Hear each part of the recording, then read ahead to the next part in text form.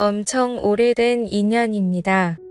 어디다 자랑하고 다닐 만한 이야기는 아니지만 저한테는 또 소중히 간직하고 싶은 아름다운 추억이다 보니 대나무 숲에다 임금님 귀는 당나귀 귀라고 외치는 심정으로 이렇게 여러분들께 제 이야기를 들려드리려고 합니다. 어머니가 결혼을 하면서 고향을 떠나 아버지를 따라 살게 되었습니다. 그래도 저희 어머니가 대학 물을 좀 먹은 사람이라서 맞벌이 부부 생활을 했지요. 타지에서 아는 사람 하나 없이 아버지 하나만 보고 따라왔는데 어머니는 어머니 나름대로 외롭고 힘든 시간을 보냈나 봅니다. 그러다가 회사에서 친구를 한 명 사귀게 되었다고 합니다. 나이 차이는 조금 나는 편이는 했지만 어머니한테는 그 주변 지역에서 말 터놓고 지낼 유일한 사람이었기 때문에 친하게 지내게 되었습니다. 어머니를 언니라고 부르면서 잘 따르기도 했고 다행히 둘이서 죽도 잘 맞아서 둘이서 매번 같이 놀러 다니고 그랬답니다. 그 인연이 이어져서 저희 어머니가 제가 태어나고 나서 직장을 관두면서도 두 사람은 계속해서 인연을 이어왔다고 하더라고요. 저희 집에 자주 놀러와서 지내던지라 그리고 저 볼 때마다 이뻐해주고 용돈도 주고 했던 분이시라서 제가 이모라고 부르면서 잘 따르기도 했습니다.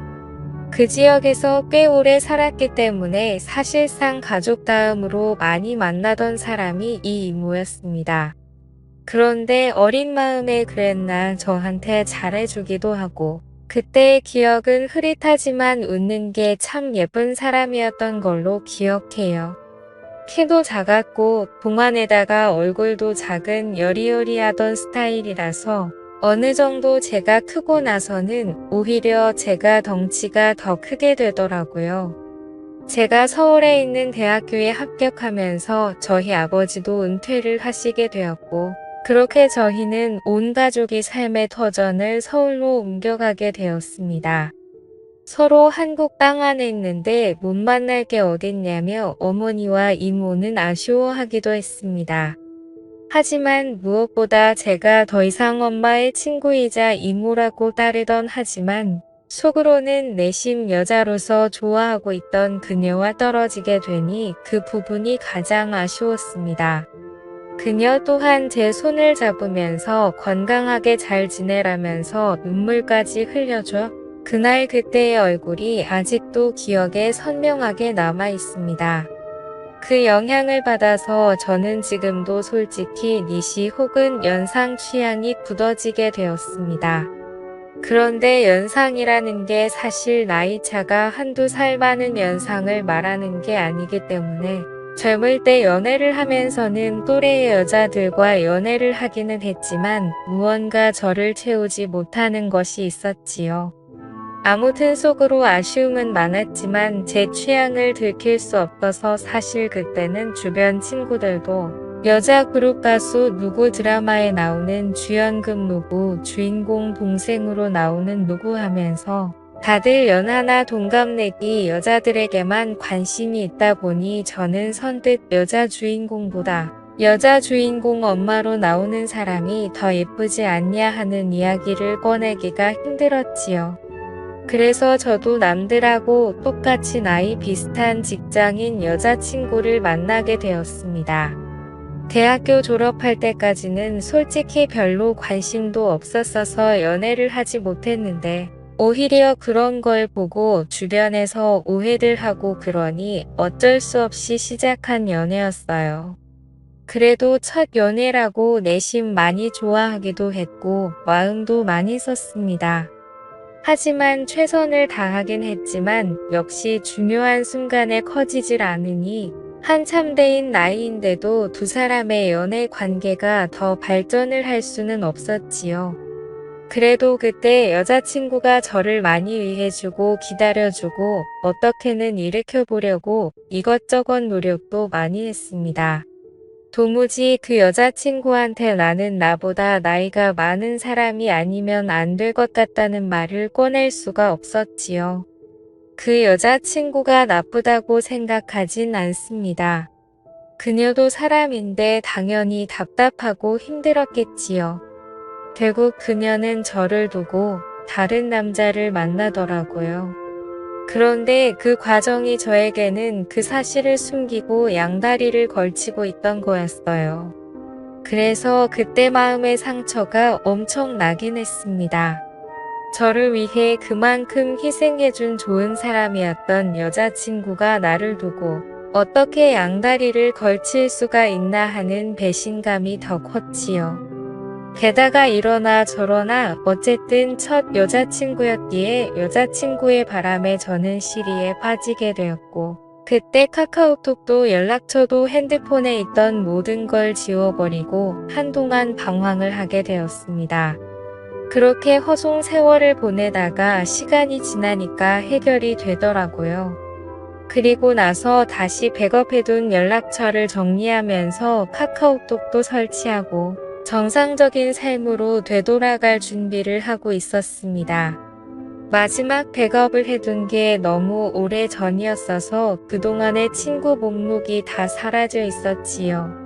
그런데 제 눈에 띄는 번호가 하나 있었으니 제가 대학 오면서 헤어지게 되었던 저에겐 첫사랑이나 마찬가지였던 이모의 번호였습니다. 10년 동안 같은 번호를 쓰고 있던 건지 카카오톡에 자동으로 친구 등록이 되면서 오랜만에 이모의 사진을 볼 수 있었습니다. 작은 핸드폰 화면에 작은 사진으로 보니 괜히 떨리더라고요. 그래서 이모의 사진을 터치해서 확대를 했습니다. 여전히 작고 아담한 체구도 그대로였고 얼굴살이 조금 더 빠졌을 뿐 저를 설레게 했던 미소는 여전하더라고요. 어디 아는 사람들하고 산에라도 놀러 갔던 건지 등산로에서 찍은 사진을 보니 오랜만에 마음이 설레기 시작했습니다. 그때부터 그녀가 어떻게 지내나 궁금하더라고요. 그런데 상태창을 보니까 메모 남겨놓듯이 해놓는 프로필 상태 메시지 아무것도 필요 없어라고 약간 냉소적인 구절을 상태 메시지로 남겨놨더라고요. 그리고 프로필 사진으로 되어 있는데 그게 올려보면 옛날에 해놓은 과거 사진들도 다 볼 수 있었거든요. 그런데 사진이 하나도 남아있지 않는 겁니다. 지금 프로필로 되어 있는 사진을 제외하면 말이죠. 그때 직감적으로 이모에게 무슨 일이 있는 건가 하는 생각이 들었습니다. 제가 여자친구한테 받은 상실감 때문이었을까요? 아니면 그 여자친구가 그렇게 노력을 하며 오랫동안 사랑을 나누는데도 한 번을 재고시를 못했던 게 사실은 마음속에 오래 전부터 그녀를 품고 있었기 때문이었을까요? 무작정 짐 싸들고 이모가 살고 있는 예전 그 동네로 향했습니다. 하도 오랫동안 이어온 인연이다 보니 어디서 사는지도 다 알고 있었는데 이모 집에 찾아가니 모르는 사람이 나오더라고요. 10년 이모와 떨어져 지낸 시간이 10년이고 강산이 변한다는 세월이 긴 하지만 체감상 그렇게 오랜 시간이 지난 것 같지 않은데 집부터 바뀌어 있으니 당황스러웠습니다. 그녀가 보고 싶어 찾아간 동네였으니 그녀를 찾아 헤엄을 봐야 단도직입적으로 그녀에게 대놓고 연락을 해봐야겠다는 생각이 들었어요. 멀리 떨어져도 얼굴 못 보고 지낼 일이 있냐고 했었지만 정말 거짓말같이 매일매일 만나던 이모였는데 이사 가자마자 10년 동안 그냥 아예 남이 되어버렸었거든요. 내 번호가 저장이나 되어 있으려나 사실 큰 기대를 하지 않았는데 이모는 전화를 받자마자 제 이름을 불러주더라고요. 이렇게 반갑게 맞이해 줄 거면 왜 지난 10년 동안 모르는 사람처럼 지내왔는지 제가 얼마나 이모를 보고 싶었는지 몰랐나 싶기도 하더라고요. 이모와 저는 오랜만이라며 엄마는 어떻게 지내니 학교는 졸업 잘했니 회사는 다니니 등등 별짓 없지 않은 안부를 물으며 한참 동안 대화를 나눴습니다. 그러다가 이모도 제가 갑자기 연락을 한 이유가 궁금해졌는지 오랜만인 건 좋은데 무슨 일 있는 거냐고 왜 연락을 했냐고 물어오더군요. 그래서 솔직하게 이모 카카톡에 있는 사진과 프로필 메시지 보고 이모한테 무슨 일이 있는가 싶어서 저도 모르게 연락을 하게 되었다고 했습니다. 그러니 이모가 제 말을 듣고는 뭔가 쓸쓸하게 웃으면서 별일 없다고 하더라고요. 그래서 저는 이모한테 무슨 일이 있는 줄 알고 지금 이 동네까지 내려와 있다. 이모 집까지 찾아가 봤는데 모르는 사람이 살고 있더라는 이야기를 꺼냈습니다. 그러니 이모가 조금 놀란 눈치더라고요. 사실 카카오톡 상태 메시지만 보고 누가 이렇게 멀리서부터 찾아오는 일은 거의 없는 일이잖아요. 오겠다고 대화를 했던 것도 아니고 심지어 제가 제 또래의 여자한테 이렇게 했으면 이모도 이해나 할 만한 상황이겠지만 다른 사람도 아니고 저와 이모의 나이차와 사이였으니 말입니다. 밖에서 한 1시간 정도를 기다렸나 이모가 헐레벌떡 제가 있는 곳까지 나오더라고요. 그래도 그 와중에 제 마음을 눈치라도 챈 것인지 화장도 싹 하고 머리도 다듬어져 있는 게 조금 멋을 내고 나온 것 같았습니다. 예전에도 이모의 아름다움이 참 좋긴 했는데 사실 회사 출퇴근할 때 하는 정도의 꾸민 모습만 봤지. 진짜로 이렇게 마치 애인을 만나듯 꾸미고 나온 이모의 모습은 제 생각보다 훨씬 더 아름다워 보였습니다. 10년의 세월이 무색하게 저를 설레게 만들던 그 여자가 내 눈앞에 있으니 묘한 부향감에 휩싸이기 시작했습니다. 심지어 예전에는 항상 어머니와 함께 셋이서 그녀를 만났는데 이번엔 남자 대 여자로 단둘이서 만나고 있으니 그 기분은 이루 말할 게 없었지요. 직접 만나니 이모가 아무 일 없이 잘 지내고 있다던 말과는 다르게 이모의 현재 상황을 말해주더라고요. 사실 저희 가족이 서울로 가기 전부터 남편과 불화가 생기기 시작했고 10년이 지난 지금에서야 결국 이혼을 하게 되었다는 겁니다. 그런데 그 과정에서 자식들이고 뭐고 다 대가리 크고 나니까 자기가 회사 다니며 힘들게 키워준 것도 모르고 돈 많은 아버지 따라갔다고 자기는 이제 완전 혼자가 된 거나 마찬가지라며 힘들어하더라고요. 이모가 힘들다고 하는 말에 저도 사실은 이러하다며 현재 제 상황을 설명했습니다. 저 또한 큰 시리에 빠져 있는 상황이라 이모가 보고 싶어 여기까지 내려왔다는 그 명분을 설명하고 있던 것 같았습니다. 그런데 이모는 눈이 휘둥그레지면서 그런 일이 있었는데 왜 여기를 내려온 거냐고 묻더라고요. 그래서 이모에게 커피 말고 같이 술이나 한잔 하자고 같이 술 마셔주면 다 이야기를 해주겠다고 말했습니다. 그러니 이모가 눈빛이 조금 바뀌기 시작하면서 일단 저에게 알겠다는 말을 하고 어렸을 때도 자주 가던 동네 경양식점 같은 호프집으로 저를 데리고 갔어요. 여기가 음식도 맛이 좋긴 하지만 일단 옛날식 경양식집이라서 자리도 벽으로 다 칸마다 나누어져 있고 조용히 단둘이 이야기 나누기에는 이곳만큼 좋은 곳이 없었거든요. 그때 저도 솔직히 이모가 조금씩 저에게 마음을 활짝 열고 있다는 생각이 들기도 했습니다. 이모가 저랑 첫 잔을 했더니 벌써 술을 같이 마실 정도로 큰 줄은 몰랐다고 시간이 참 빠르다더니 하면서 두 사람 사이에 묘해지는 분위기를 환기시키려고 애써 노력하는 게 보이더라고요. 술을 한두 잔 나누다가 저도 이모에게 제가 여자친구와 헤어졌던 이야기를 하면서 사실 여자친구 앞에서 내가 고개 숙인 남자일 수밖에 없던 이유와 노력을 해도 잘 해결되지 않았던 사실까지 낱낱이 말했습니다. 그리고 그 문제의 중심에는 항상 다른 사람도 아니고 이모가 있었다고요. 이모도 이모 나름대로 그 나이 때는 별거 아닌 거라고 대충 고민 상담을 해주려고 했던 것 같은데 몸쪽 꽉 찬 돌직구를 날려버리니 정신을 못 차리고 제 말에 얼어붙어서 아무 말도 잇지 못하더라고요.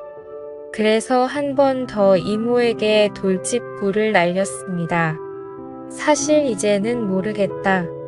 내가 재고시를 못하는 건지 아니면 정말 이모 때문에 그런 건지 한번 알아보고 싶다고요. 이게 해결이 되면 저도 앞으로 쟤한테 문제가 있는 게 아니라 억눌렸던 제 마음과 심리적인 요인을 알 수 있으니 저한테도 도움이 되지 않겠냐. 이모에 대한 걱정도 많았지만 나도 내 마음을 확실하게 정리를 하고 싶어서 찾아온 거다 하고 단도직입적으로 다른 게 아니고 이모를 원한다는 말을 건넸습니다.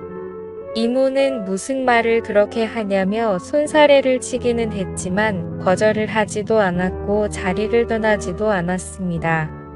역시는 역시인가 술 앞에 장사가 없다더니 결국 이모도 이모 스스로 맨정신으로는 할 수 없겠다는 결론에 도달한 건지 나름 이건 우리가 암묵적인 동의를 하긴 했지만 실수나 마찬가지인 거라고 대의명분을 만들려던 상황이었지요.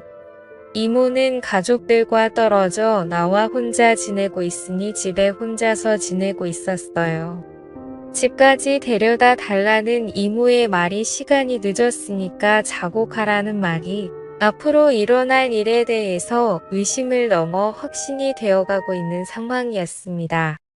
여자친구와 분위기도 많이 만들고 이런저런 시도는 많이 해봤지만 실제로는 단 한 번도 해본 적이 없으니 많이 긴장이 되기도 했습니다만 솔직히 걱정할 게 없었습니다.